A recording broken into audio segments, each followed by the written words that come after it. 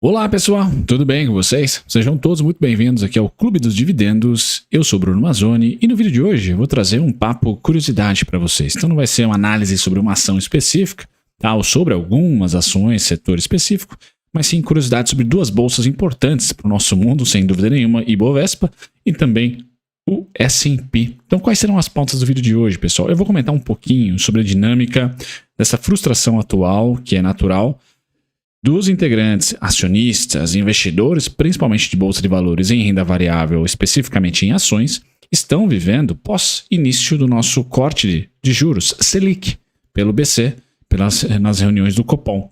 Então vou comentar um pouquinho sobre o gráfico que está na telinha, que é Selic em verde versus curva de juros futura, com vencimento em 2027 aqui especificamente, e nós vamos comentar sobre os Estados Unidos e o momento do ciclo monetário por lá e a curva versus também o Fed Funds, que é a Selic. Então, os Treasuries de 5 anos, os rendimentos deles versus o Fed Funds, o efetivo ali mais ou menos hoje em 5,33%. A gente vai comentar sobre essas curvas, pessoal, para entregar para vocês um post do Heitor Paiva, que já esteve aqui presente em alguns vídeos aqui do canal, então sempre vou falar para vocês um pouquinho da credibilidade para o Heitor. A gente vai falar sobre este gráfico que comenta sobre o vencimento de títulos de dívida, tá?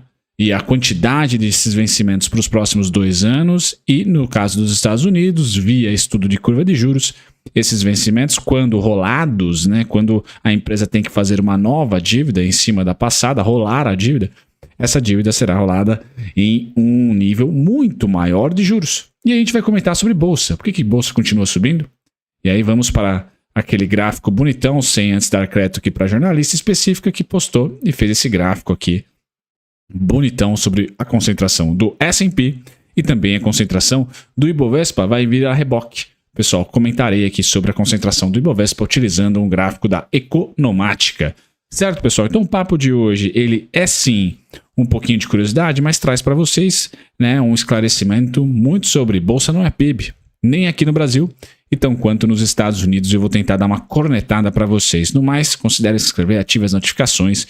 Eu sou Bruno Mazzoni, analista CNP e técnico, e aqui no Clube dos Dividendos são pelo menos 2 vídeos por dia, pessoal. Então, o primeiro gráfico que eu quero mostrar é primeiro aquele gráfico clássico, onde temos a Selic, eu vou dar o zoom para vocês aqui, tá? A Selic na trajetória dela ao longo dos últimos 6, mais do que 6, pessoal. 10, 11, 12, aproximadamente aqui um ano e meio, 18 meses. Então a nossa Selic subindo fortemente, tá? Até agosto de 2022. E aí sim, a partir de agosto de 2022 a gente percebe essa linha ficar horizontal da Selic. Tá? Horizontal da Selic. Beleza? E em determinado momento, esta curva de juros que é em candles, que eu estou mostrando, que é a curva de juros com vencimento em 2027, ou seja, quanto que a Faria Lima está precificando a nossa Selic lá no final de janeiro de 2027, tá?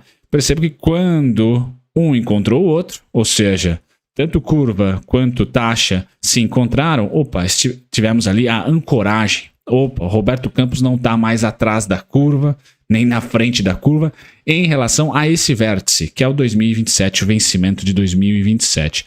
Primeira coisa que eu quero comentar com vocês, pessoal, percebam que tá, a curva, a Selic, da reunião de agosto de Copom até a reunião de agosto de 2023, ou seja, de agosto 22 a agosto 23, a Selic se manteve inalterada.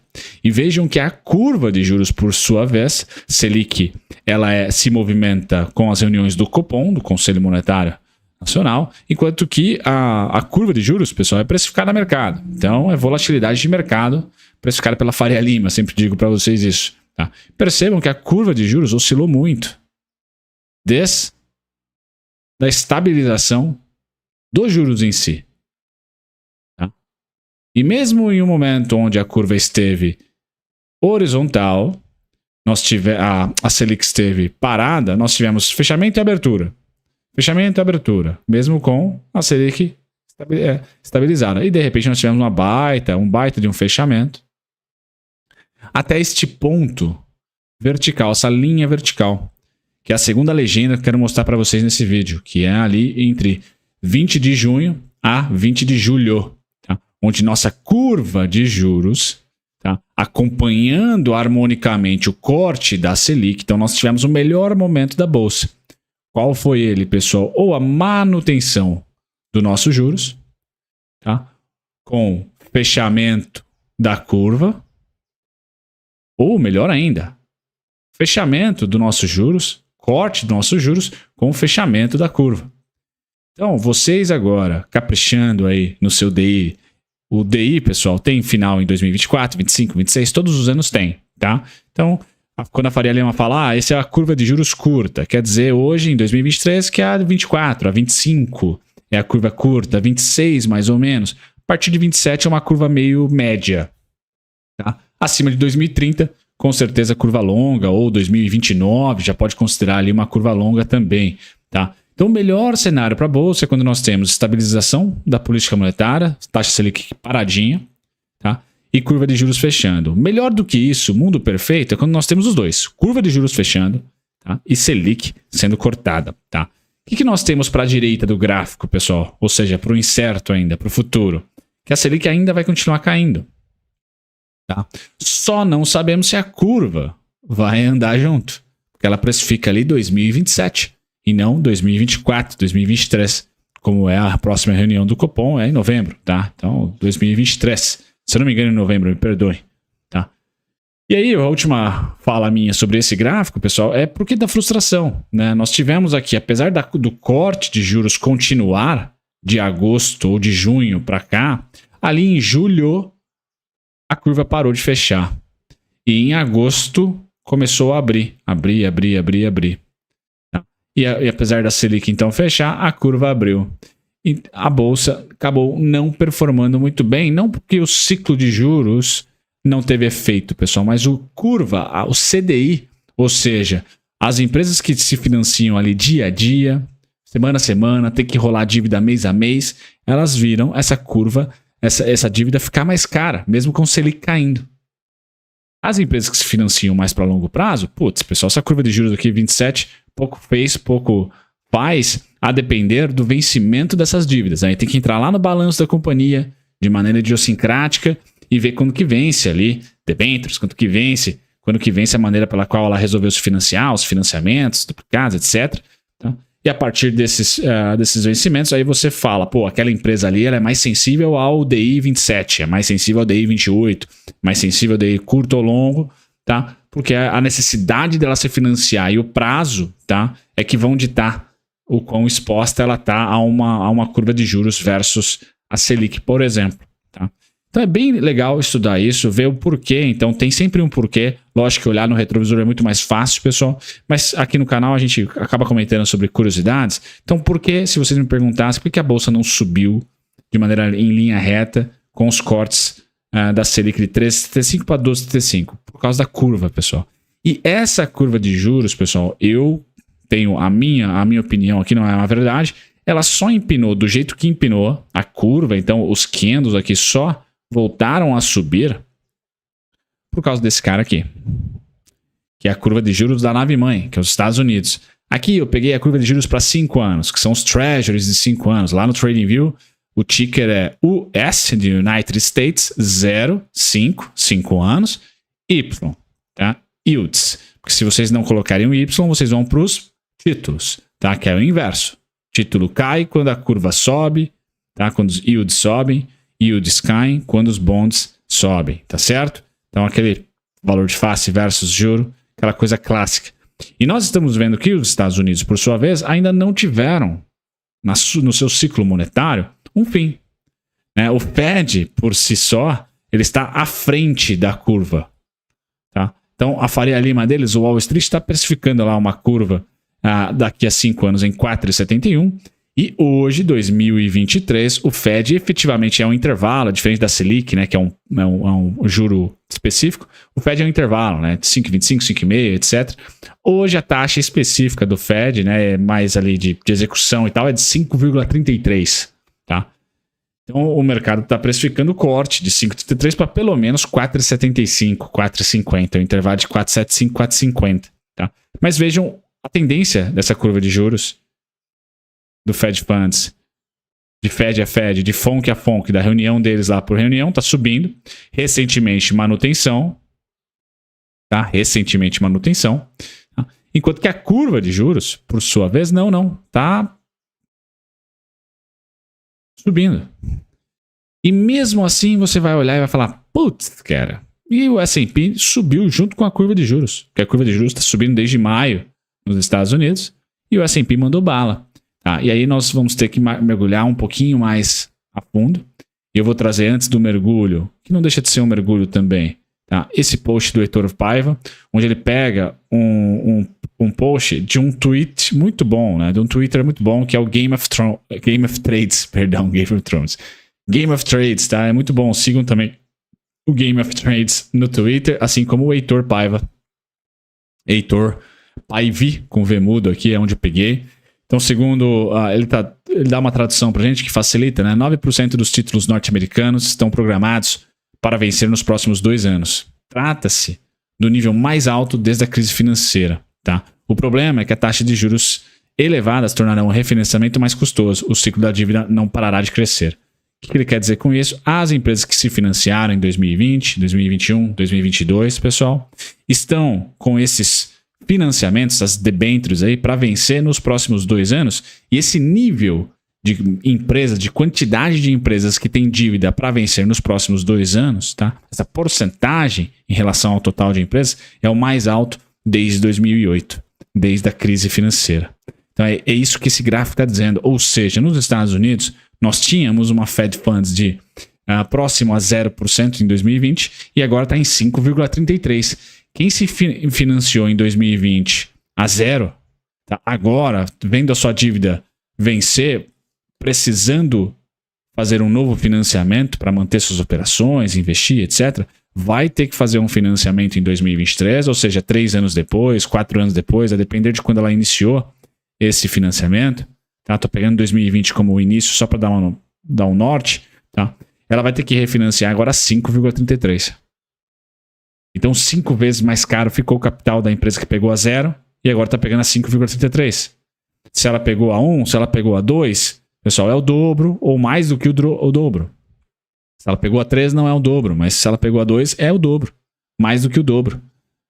Ficou caro esse financiamento, esse refinanciamento. Então, esse tipo de dado, eu, infelizmente, não tenho no Brasil, mas é por causa disso que nós estamos vendo um número recorde nos Estados Unidos de empresas pedindo falência. Tá? Por quê? Não é porque a operação dela deixou de ser potencial no futuro, mas é que o curto prazo está cobrando um juro que é inviável para ela, porque ela ainda não é lucrativa, ou se é muito pouco. Então, olhar para isso com carinho, tá? Vai trazer para você um norte macroeconômico, de como estamos na economia real, por exemplo, mas não necessariamente vai trazer para você um norte de que, opa, então é para vender S&P? O S&P, pessoal, aqui eu vou trazer como complemento esse artigo da Dorothy Neufeld, foi publicado há 4 meses atrás, no dia 21 de junho de 2023, tá? Ela que postou esse mapa aqui muito legal, tá? Muito legal mesmo, é do Visual Capitalist, que tem no Instagram. É bacana vocês seguirem também, Visual Capitalist. É bem bacana esse gráfico onde mostra que o S&P hoje virou um Ibovespa, só que é um Ibovespa de tecnologia. Então, Apple, Microsoft, Nvidia são empresas com muito peso. Depois nós vamos aqui para uma empresa, deixa eu ver, a Berkshire Hathaway, que é do Warren Buffett, mas também não tem muito peso. A Amazon, 2,7 peso pra caramba. Tesla, 1,3, um certo peso. A Google aqui, o grupo Google, um pouquinho mais 3%, se juntar os dois. Meta, 1,5%. Tá? E aí nós descemos para as últimas aqui. ExxonMobil com 1,3%. Deixa eu ver se tem alguém mais que se destaca com mais de 2%. Não. O que eu quero dizer com isso, pessoal, é que o setor de tecnologia da informação tem ali 26% do que o S&P é hoje. Tá? E aí, se nós pegarmos as principais empresas, né, que é a Manga, a Microsoft, a Amazon, a Nvidia, tá, o Google, e faltou a Apple, a última sendo a Apple. Pessoal, essas empresas, quando a gente olha para esse gráfico do Heitor, muito dificilmente vão ter muita dívida vencendo agora. Por quê? Porque elas têm muito caixa. Muito caixa. E essas empresas não necessariamente têm toda a sua captação de dívida em dólares. Porque elas são empresas transnacionais, né? Estão no mundo inteiro. E aí a gente vem para o S&P e tenta explicar do porquê que o S&P com essas empresas está voando esse ano, mesmo com o Fed Funds e a curva de juros americana subindo desde maio. Então, maio para cá, o S&P só subiu. Agora está caindo um pouquinho, mas teve uma subida muito forte em maio para cá, de maio para cá. Tá? E continua a subir ainda, se a gente considerar as 2 últimas semanas. Então, ter uma noção macroeconômica legal, isso vai pôr dinheiro no seu bolso? Não necessariamente. Porque você tendo o conhecimento do porquê, ou dos porquês que um índice hoje está subindo e não necessariamente a maioria das ações estão indo bem no ano, é mais crucial do que saber as informações macro. Tá? Isso acontece no S&P, pessoal, faz pouco tempo, desde essa revolução aí da tecnologia da informação e do tamanho que essas empresas conseguiram ter com os monopólios. Né? São praticamente monopólios aí das redes sociais e também, agora mais recentemente, temos a inteligência artificial, né? E coisas que podem vir em desdobramento disso. Então, essa curiosidade legal para tentar explicar um pouquinho do porquê que esse mercado não para e está subindo mesmo com a Fed Funds subindo para caramba, enquanto que o Ibov, a gente pode comentar que cedeu desde 2021 para cá, cede mais harmoniosamente com a nossa alta de juros, e que com esse ceder a gente tem que olhar não só para a nossa alta de juros, mas também para o preço de commodities, que depreciaram de 2021 para cá, tirando o petróleo, né, que teve a crise entre a guerra entre Rússia e Ucrânia. Tá? Então o Ibovespa é mais do que juros, mas é muito juros ali precificando o Ibovespa, e que recentemente você não estaria tão frustrado assim com a queda. Por quê? Porque você conseguiu visualizar que, o DI abriu, a curva de juros abriu, depreciando o Ibovespa. Abriu por quê? Por causa de Lula, Bolsonaro, X, YZ, político, empresa? Né? Não necessariamente, pelo menos é a minha opinião. Abriu porque o mundo abriu e porque a nave-mãe abriu, que é a curva de juros americana. E eu peguei a de 5 anos, você pode pegar de 2, pode pegar de 10 anos. Estão todos abrindo, inclusive hoje. Tá? E o Ibovespa sofre desse mesmo problema, né? Ou virtude, dependendo do seu perfil aí, né? É muito concentrado em Vale, 13%, Petrobras, 11,2%, Itaú, 6,5%, Bradesco, 5%, Eletrobras, 4%, B3, 4%, Banco do Brasil, 3,2%, Ambev, 3,1%. Então nós estamos falando de 1, 2, 3, 4, 5, 6, 7, 8 empresas. Tá? 8 empresas compõem mais de 50% do índice. Tá? Muito louco isso. Se a gente for analisar aqui friamente, pessoal, é uma baita de uma concentração. As outras aqui vão com 49,7%. Tá? Então a gente, sabendo disso, bolsa não é PIB, olhando para o ciclo monetário, a gente também pode pescar algumas informações importantes da economia real, como essa aqui que o Heitor compartilhou, do Game of Trades, né, que eu acho que é muito legal. Então, para 2024, pessoal, tanto no Brasil como na gringa, como você vai saber se a empresa vai apanhar pra caramba, com o Fed Funds continuando alto, né, com a Selic americana continuando alta, ou com a nossa Selic continuando alta aqui? Tem que entrar dentro do balanço da companhia e ver os financiamentos e ver o quê? O principal, que é o prazo. Quando que esse financiamento vai precisar ser refeito, refinanciado. Tá? E se é que a empresa precisa refinanciar? Às vezes é um investimento específico, como o projeto Puma da Klabin, e ela já financiou ali, não vai precisar rolar essa dívida, que acabou uma vez paga, não precisa, não tem um outro Puma vindo ali. Mas quando esse financiamento é para o operacional, tá, para o giro da companhia ali, há necessidade de ser refeito. E é aí que bate nas empresas de varejo, é aí que bate nas empresas de construção civil, é aí que bate nessas empresas mais sensíveis a juros. Tá? E isso faz toda a diferença para você, que está alocando, ficar menos emocionado, assim, vamos assim dizer, e mais pragmático, mais a par do que está acontecendo em relação ao ciclo de crédito, ciclo de juros, custo de crédito e quem apanha mais, quem apanha menos. Então, para finalizar, pessoal, bolsa não é PIB, olhar juros, olhar a maturidade desses juros, quando eles vencem, quais são os tipos de dívida que a sua empresa que você investe optou por fazer. E saber que bolsa é muito mais do que o valuation ali, ou análise técnica, ou o fluxo de caixa descontado. Tá? É também você ficar craque aí em ciclo de juros, de dívida e coisas afins. Certo, pessoal? Então é um vídeo curiosidade. Espero ter contemplado aí, adicionado para vocês aí algumas dicas para construir melhor aí o seu bloco de informação. Para, obviamente, o objetivo é sempre investir melhor. Certo, pessoal? Um grande abraço. Até o próximo vídeo. Tchau, tchau.